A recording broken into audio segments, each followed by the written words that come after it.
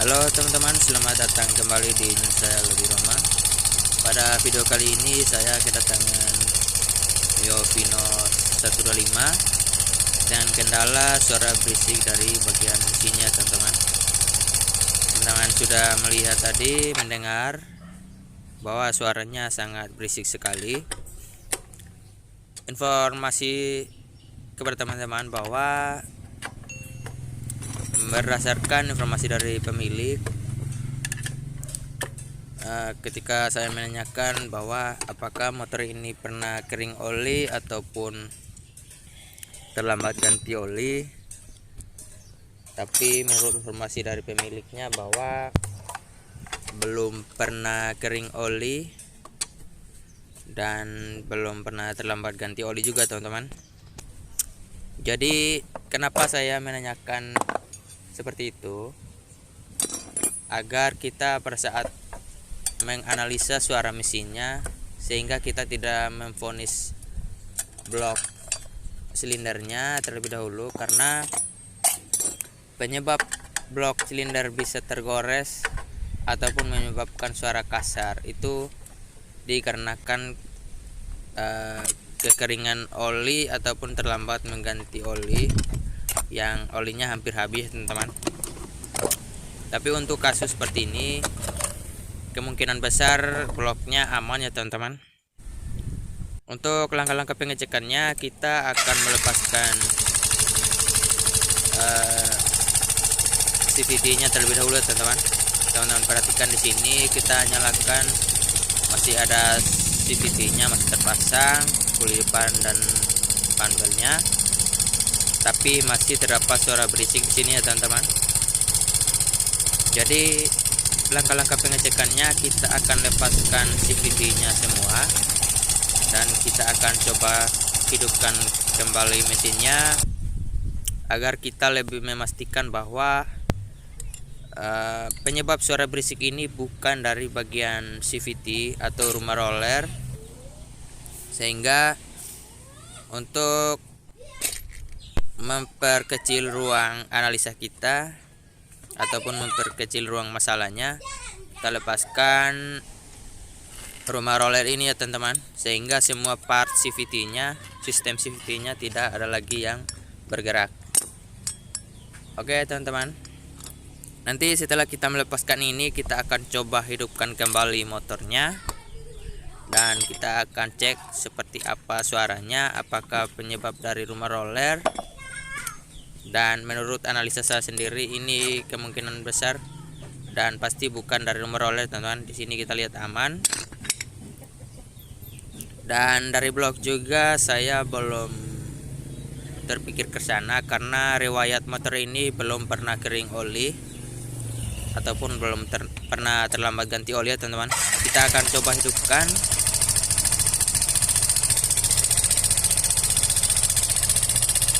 Oke teman-teman, kita dengarkan di sini suaranya sangat berisik sekali ya.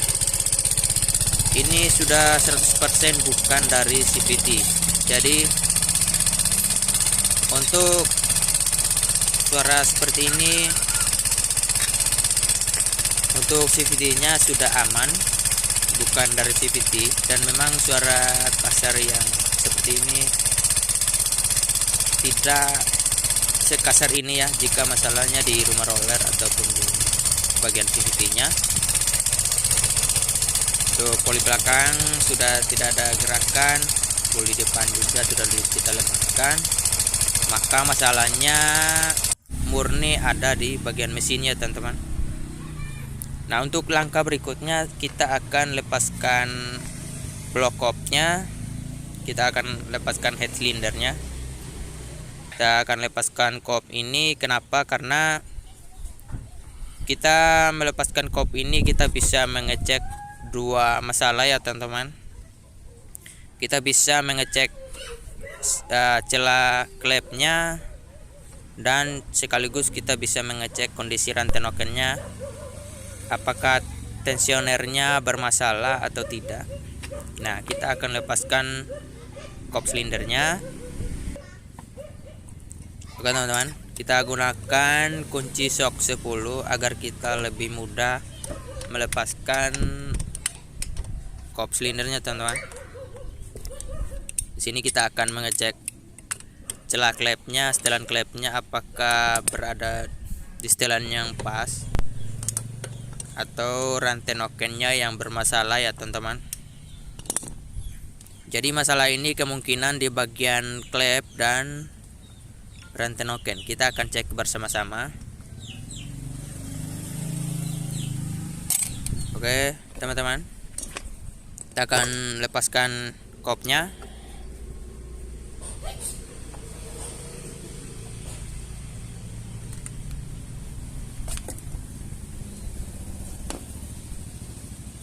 Oke, kita lihat di sini, kita perhatikan ya teman-teman. Di sini klep X-nya, klep buangnya sangat longgar ya teman-teman. Kita lihat pergerakan pelatu klepnya, temlarannya seperti ini ya teman-teman. Ini yang menyebabkan suara berisik dari bagian mesinnya. Jadi menurut prediksi saya tadi bahwa di bagian blok aman, untuk klep innya aman ya teman-teman. Ini yang masalahnya di bagian klep buang. Kita lihat di sini. Longgarnya cukup parah ya. Untuk rantai noken juga aman. Di sini tidak ada masalah. Kita lihat di sini ada sangat bagus ya teman-teman. Tidak ada kelonggaran. Berarti untuk stud nokennya, stud rantai ketengnya aman ya.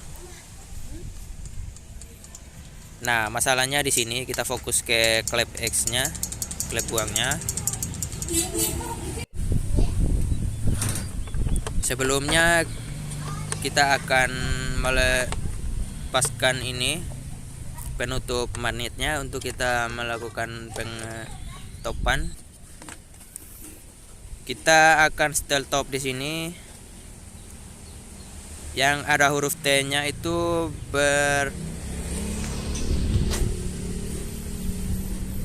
ada di bagian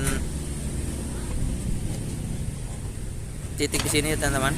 Kita lihat ada huruf T-nya yang ada garis strapnya. Kita paskan di bagian penanda untuk setelan top di sini ya teman-teman. Di sini ada semacam tonjolan. Kita akan paskan garis topnya di sini ya teman-teman. Lalu kita akan tes untuk kita akan menyetel klep. Di sini menggunakan kunci 8 ya teman-teman. Untuk bos setelan klep Mio Vino ini bawaannya menggunakan kunci ring 8. Kita akan coba setel klepnya apakah dia karena longgar ataupun masalah di bagian temlarannya yang rusak ya teman-teman. Di sini saya sudah menyetel, setelannya hampir habis ini teman-teman. Tapi sepertinya tidak ada perubahan. Oke, kita perhatikan sini. Saya sudah coba untuk menyetelnya, tapi setelannya sudah habis teman-teman. Tapi tidak ada perubahan. Berarti masalahnya berada di roller temlar ini ya teman-teman. Sudah hancur, bahkan warnanya sudah menghitamnya teman-teman.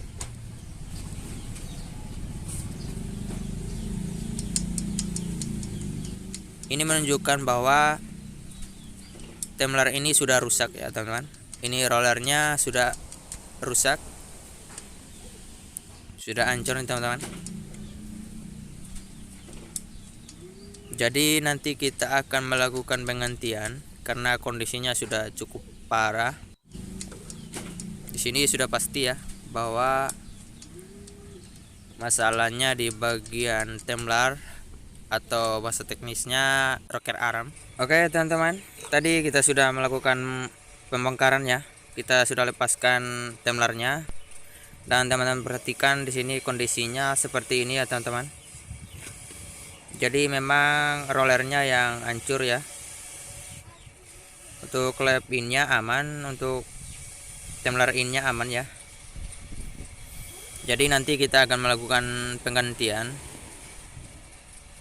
Kita akan ganti dengan yang baru ya.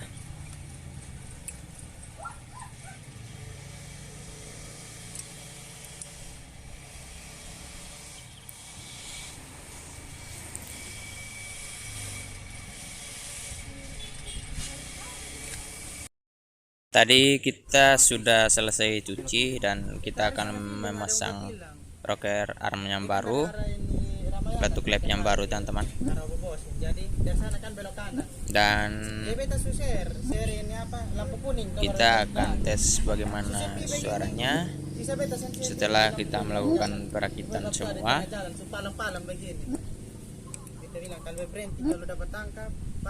Oke. Tadi kita sudah bersihkan.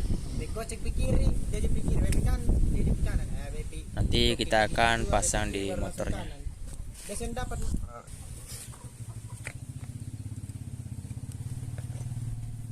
Oke teman-teman, kita jangan lupa pasang plat penahan pin rocker armnya.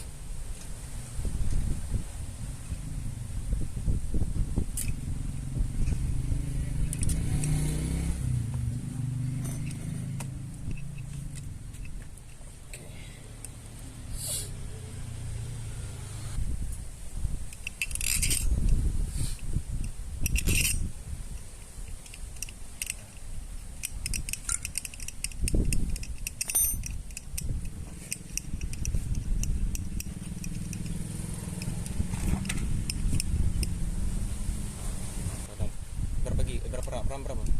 4. Ah, lumayan. Memori beda ya dokumentasi, Pak. 64. Tepung le kalau rekam dia depannya dia kalau bisa. Dia kan ini. Ya ada lebih tinggi dia punya.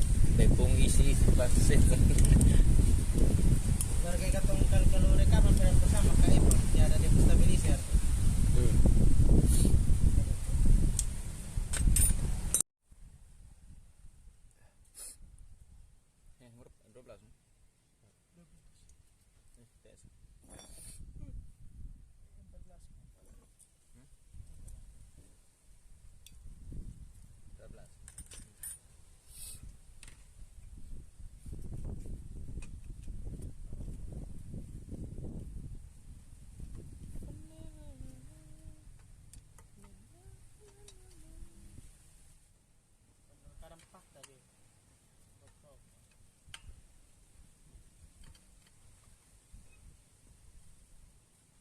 Pikir Unizalo. Apa? Iya, mana? Adik-adik. Anak bangunan, senior bangunan.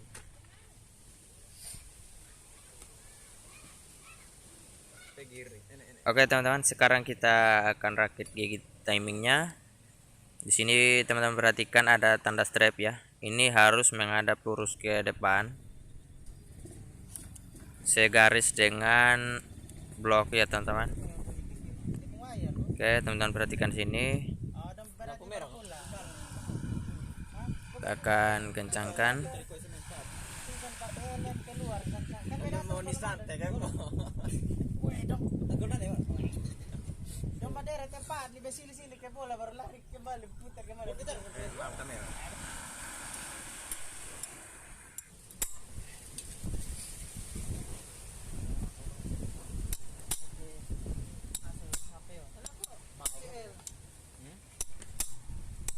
Muskel kople